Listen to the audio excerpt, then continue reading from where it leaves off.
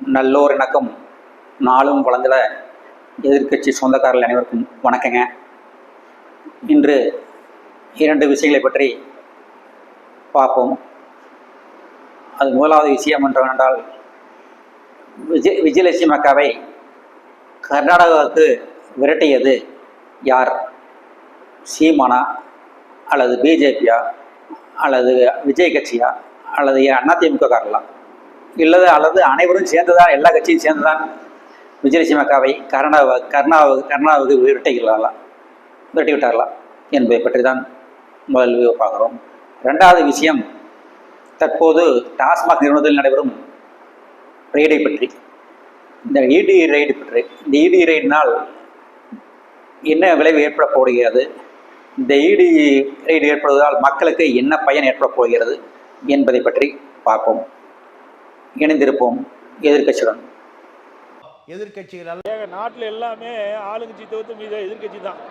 நாட்டில் எல்லாமே எதிர்கட்சியாக பார்க்காதீர்கள், எதிர்கட்சியாக பாருங்கள்.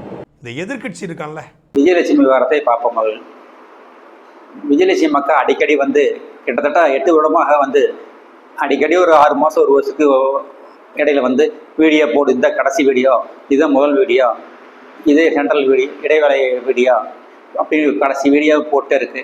கடைசி வீடியோ சொல்லிட்டு ஒரு 10 வீடியோ போட்டாச்சு இது வரைக்கும். கிட்டத்தட்ட 2014 சீமானை மிரட்டி கொண்டு பணம் பறித்து கொடுத்து அனைவருக்கு தெரியும்.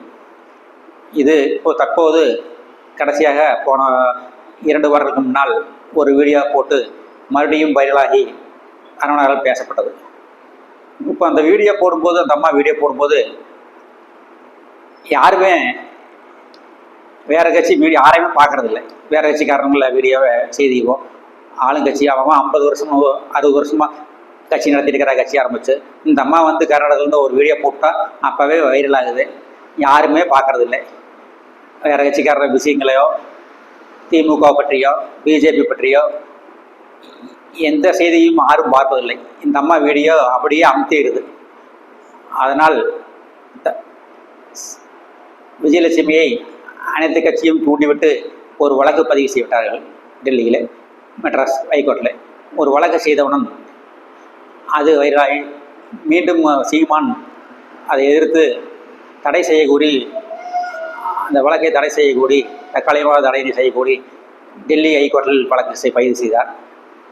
இது எல்லாமே விஜயலட்சுமி தூண்டிவிட்டு தமிழ்நாட்டில் இருக்கிற கட்சி, விஜய் கட்சி, அதிமுக, பிஜேபி எல்லா கட்சிக்காரரும் சேர்ந்து தான் விஜயலட்சுமி ஃபோன் பண்ணி கேஸை போடுங்க, அவர் இந்த தடவை உள்ள போட்டு கேஸை போடுங்க எல்லாம் தூண்டி விட்டு கேஸை போட வச்சு கடைசியில் ஒன்றும் இல்லாமல் பண்ணிட்டாங்க. காரணம் என்னன்னா, இப்போ அந்த அம்மா ஒரு வீடியோ போட்டால் யாருமே இவங்களெல்லாம் பேசுறது இல்லை, பார்க்குறதே எதுவும் கிடையாது. இந்த அம்மாவை தான் பூரா பார்த்துக்கிறாங்க. இவங்களெல்லாம் இவங்க கட்சி ஆளுங்கட்சியாகட்டும், மத்திய ஒன்றிய அரசியல், இப்போ பிஜேபி கட்சியாகட்டும் எந்த செய்தியும் அவங்க செய்தியை பார்த்ததில்லை. இந்த அம்மாவத்தை மட்டும்தான் பார்த்துக்கிறாங்க மீடியாக்கள். அதனால் இதோடு ஒழிய வேண்டும் என்று அனைத்து கட்சிகளும், தமிழ்நாட்டில் உள்ள அனைத்து கட்சிகளும் சேர்ந்துதான் விஜயலட்சுமி விரட்டியது என்று இந்த நேரத்தில் உங்களுக்கு தெரிவித்துக் கொள்கிறேன். இதிலே தெரியுது தமிழ்நாட்டில் எதிர்கட்சியே 50-60 வருஷமாக இல்லை அப்படிங்கிறது. அதை நீங்கள் ஏற்றுக்கவேன்னு நினைக்கிற இந்த நேரத்தில் அடுத்த விஷயத்தை இடி ரெய்டு பற்றி போயிட்டு இருக்குது. இடி ரெய்டு அடிக்கடி நடந்துகிட்டே இருக்குது. இதனால் மக்களுக்கு என்ன பயன்? கிட்டத்தட்ட பார்த்தீங்கன்னா அடிக்கடி போன வருஷம் நடந்தது. செந்தில் பாலாஜி 140 நாள் இருந்தார். மறுபடி அவர் ஜெயிலில் இருக்கும்போதே கோயம்புத்தூர் தொகுதியில் பார்த்தீங்கன்னா அதிமுக ஓட்டு 1 லட்சம் ஓட்டு தான் வாங்கிச்சு கோயம்புத்தூர் தொகுதியில் எம்பி தேர்தலில்.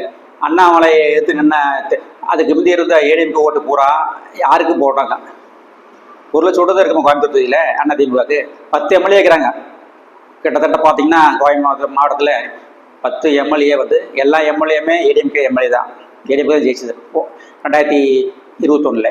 அப்படி இருக்கும்போது எப்படி 1 லட்சம் ஓட்டு தான் ஏடிஎம்கே வாங்குமா? இந்த ஓட்டில் யாருக்கு போச்சு? இத்தனைக்கு கரூருக்கு பூரா வேலை செஞ்சும் ஒன்று இந்த அளவுக்கு ஆகிருக்குது. அண்ணாமலை உறவினர்கள் கிட்டத்தட்ட கரூர்லேருந்து நிறைய பேர் அதில் வேலை செஞ்சாங்க. வேலை செஞ்சுமே ஓட்டு வாங்க முடியல. ஏடிஎம்கே ஓட்டை பூராமே அங்கே போயிடுச்சு வேறு கட்சிக்கு. எந்த கட்சிக்கு போயிருக்கும்னு நீங்களே யோசனை பண்ணிக்கங்க. இந்த எதிர்கட்சி சொந்தங்கள் அனைவரும் வணக்கங்க. இது ரொம்ப முக்கியமான செய்தி. அந்த ஓட்டு ஏடிஎம் அதிமுக ஓட்டு எந்த கட்சிக்கு போயிருக்கும்னு நீங்களே எப்படி பண்ணிக்கங்க. இணைந்திருப்போம் எதிர்க்கட்சியுடன். அப்புறம் இடி ரைடு போன டைம் ஜெயிலில் இருக்கும்போது செந்தில் பாலாஜி வீடியோ கால்லேயே பேசினாராமா. ஜெயிலேருந்து சிறைச்சாலையிலேருந்து வீடியோ கால்லையே பேசினார் சொல்லி அண்ணாமலை அடிக்கடி பேசினார். வீடியோ காலில் பேசிட்டு இருக்காரு, கரூர் கேங் கூட கோயம்புத்தூரில் ஜெயிலேருந்து அப்படின்னு. அது உண்மைதாங்க. அவர் கலநாவரம் அப்படி இருக்கிறது. அவர் கலநாவரம் தெளிவாக செய்கிறாரு. இப்போ மறுபடியும் பிடிச்சி போட்டா ஜெயிலில் செந்தில் பாலாஜிவோ அல்லது திமுக போட்டு என்ன பயன்? போன டைமுக்கு தெரிஞ்சிருச்சு. ஜெயில் பிடிச்சி போட்டு ஒன்றும் இல்லை. அவர் பூரா வந்து பார்த்தீங்கன்னா அப்படி வேலை செய்கிறாரு களப்பணிகள். இப்போ பார்த்தீங்கன்னா டாஸ்மாக் தான் போயிட்டுருக்குது ரைடு. டாஸ்மாகில் பிரைவேட்டு கடை வந்து எக்கச்சக்கமாக விட்டுருக்காங்க. கிட்டத்தட்ட பார்த்தீங்கன்னா இந்த ஒரு வருஷத்தில் ஒரு 6 மாதத்தில் கணக்கு போடுங்க.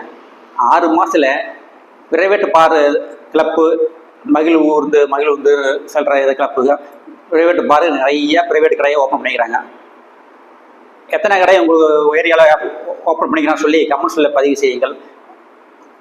6 மாதத்துக்குள்ள உங்கள் ஏரியாவில் எத்தனை கடைகள் புதிதாக பிரைவேட்டு கடைகள், டாஸ்மாக் கடைகள், பிரைவேட் பார்கள், ஏசி பார்கள் தொடங்கப்பட்டுள்ளன என்பதை கமெண்ட்ஸில் எதிர்க்கட்சி சொந்தக்காரர்கள் அனைவரும் தெரிவிக்கவும்.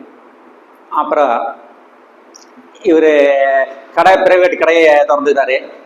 அது பிரைவேட் கடையில் ஒரு கடைக்கு இத்தனை பேரை கூட்டி போகணும், 200 பேர் 300 பேர் 350 பேர்த்த ஒரு மீட்டிங் கூட்டி போகணும்னு சொல்லி பேசிதானே விட்டுருப்பாங்க. சும்மா கடை கொடுப்பாங்களா? ஒரு கடைக்காரர் நீங்கள் 300 பேர் எங்கள் கோயம்புத்தூர் மீட்டிங் நடந்தாலும் சரி, திருப்பூர் மீட்டிங் நடந்தாலும் சரி, ஈரோடு நடந்தாலும் சரி, கரூர் நடந்தாலும் சரி, மதுரையில் நடந்தாலும் சரி, திண்டுக்கல் நடந்தாலும் சரி, நீங்கள் வந்து ஒரு கடைக்காரர் 300 பேர் கூட்டு வரணும் அவங்க செலவில் அப்படி சொல்லி தானே விட்டுருப்பாங்க. கடையை மூடுவாங்களா? பணம் வேற, பணம் வர்றது அது வேற பட்சம். மக்களை திரட்டி நீங்கள் தொடர்பே இருக்கணும். ஒரு 300 பேர் நீங்கள் தொடர்பே வச்சுருக்கணும். அவங்களே நீங்கள் கூட்டிட்டு வந்துருங்க, மீட்டிங்கு வரணும், அதுதான் அவங்க வேலை அப்படின்னு சொல்லி கண்டிப்பாக ஒப்படைச்சிருப்பார்கள். ஏனென்றால் ஏற்கனவே டாஸ்மாக் கடைக்கு ஒரு கடைக்கு 200 பேர் கூட்டு வர சொல்லி 20,000 கடைக்கு 40,000 பேர் கூட்டு வர சொல்லி கரூர் பாட்டிகள் சொல்லியிருப்பதாக தகவல் தெரிவிக்கின்றன. அப்படி இருக்கும்போது பிரைவேட் பாடைகளுக்கும் கண்டிப்பாக இத்தனை பேர் கூட தொடர்பு இருக்க வேண்டும் என்று கண்டிப்பாக கூறியிருப்பார்கள். கிட்டத்தட்ட அது 300 பேருக்கு மேலே இருக்கும். 300 பேர் சொல்லியிருப்பான்னு என்னுடைய கருத்து. உங்கள் பக்கத்தில் நிறைய கடைகள் திறந்திருப்பாங்க, பிரைவேட் கடைகள். அதை பற்றி தகவல் தெரிந்தால் கமெண்ட்ஸில் தயவு செய்து எதிர்க்கட்சி சொந்தக்காரர்கள் அனைவரும் தெரிவிக்கவும் கமெண்ட்ஸில். அப்புறம் ரைடு கோயம்புத்தூர் ரைடு பண்ணான்னு சொல்கிறாங்க, கோயம்புத்தூர் ரைடு வேண்டிதான் சொல்கிறாங்க நரசிம்மநாயக்கம்பலத்தில். அந்த ரைடு பற்றி வித்தியாசமாக ஒரு பேச்சு வருது. என்னன்னு பார்த்தீங்கன்னா, ஒரு லாக்கர் இருந்ததாகவும், ஒரு லாக்கர் இருந்தது, அது லாக்கரில் திறக்கவே முடியல, அது அப்படியே லாக் பண்ணி வச்சுக்கிறாங்க, அது சாஃப்ட்வேர் பூராமே பதில் போட்டு வச்சுக்கிறாங்க, அந்த திறக்கிறதுக்கு ஆள் வர சொல்லிக்கிறாங்க, டெல்லியிலேருந்து இடி வர சொல்லிக்குது அப்படின்னு உங்களுக்கு பரபரப்பாக கோவை மாநகரம் பூரம் பேசப்படுகிறது. 2 நாட்களாக கோவை மாநகரம் கூட பரபரப்பாக ஏதாவது இதுதான் பேசிட்டு இந்த ரைடு பற்றி பேசிக்கிறாங்க. அப்புறம் இந்த ரைடுனால என்ன பயன்?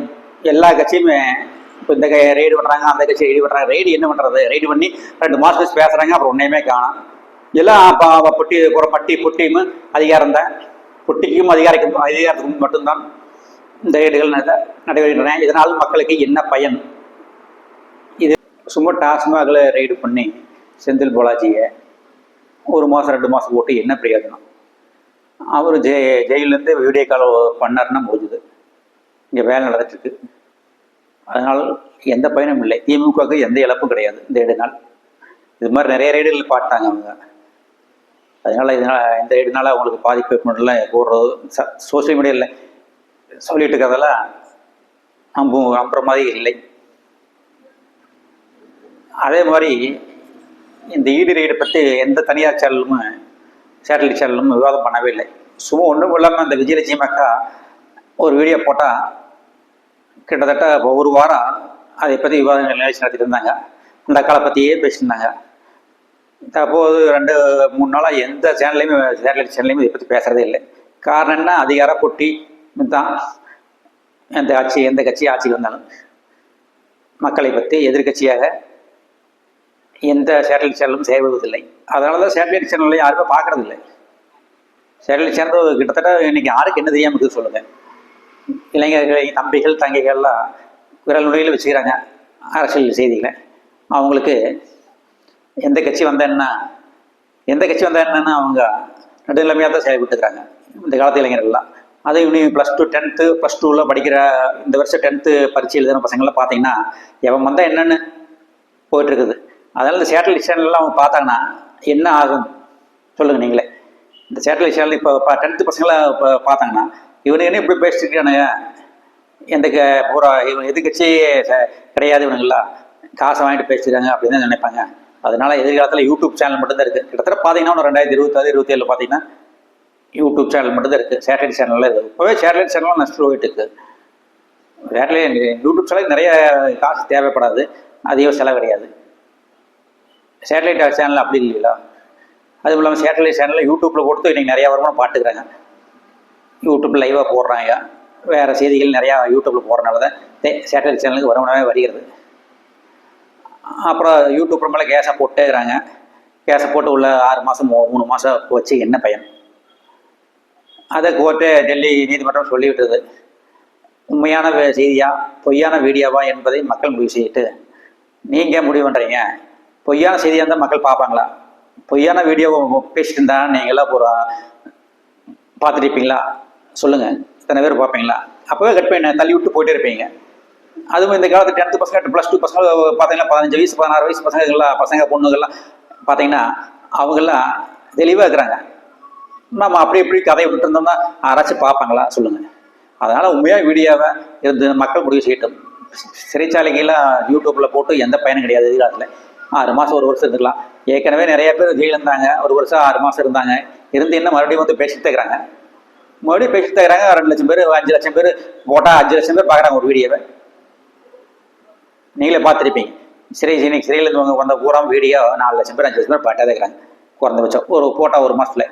அதனால் எந்த பயனும் இல்லை என்று கூறிக்கொண்டு செந்தில் பாலாஜி ரெடி பண்ணால் என்ன ஆப்போகுது? அவர் 300 பேர் வச்சிருப்பாரு. ப்ரைவேட் கடைக்கு 300 பேர்த்த கூட்டுவான்னு லிங்க்லேயே இருங்க, 300 பேரோட தொடர்புலேயே இருங்கன்னு சொல்லி ப்ரைவேட் கடையில் கொடுத்துருப்பாரு. அது அப்படியே அரசியல் போகுது. கூட்டம் போய் நம்மளால தான் தெரியாமாச்சு. ஹோட்டல் பிரியாணிக்கு போனீங்கன்னா பார்த்துட்டு அப்படியே போய் வாக்கு செலுத்திவிட்டு வந்துகிறார்கள். அதனால் இந்த 2 நாள் திமுகவுக்கு எந்த பயனும் இல்லை, மக்களுக்கும் எந்த பயனும் இல்லை என்று இந்த நேரத்தை எதிர்கட்சி சேனல் உலகத்தை பயன்படுத்தி கூறிக்கொண்டு, எதிர்கட்சி தமிழ்நாட்டில் பல வருடங்களாக இல்லை என்பதை இந்த 2 நிகழ்வுகளும் தெரிவிக்கின்றன. இது உண்மையா பொய் என்று நீங்களே முடிவு செய்யுங்கள். இது உண்மையா பொய் என்று கருதினால், உண்மையா அல்லது பொய் என்று கருதினால் கமெண்ட்ஸில் தயவு செய்து அனைவரும் எதிர்கட்சி சொந்தக்காரர் அனைவரும் கருத்து தெரிவிக்கும் என்று கூறிக்கொண்டு உங்களிடமிருந்து விடைபெறுகிறேன். நன்றி, வணக்கம். எதிர்கட்சிகள் நாட்டில் எல்லாமே ஆளுங்கட்சி தவிர்த்து மீது எதிர்கட்சி தான். நாட்டில் எல்லாமே எதிர்கட்சி. எதிரி கட்சியாக பார்க்காதீர்கள், எதிர்கட்சியாக பாருங்கள். இந்த எதிர்கட்சி இருக்கான்ல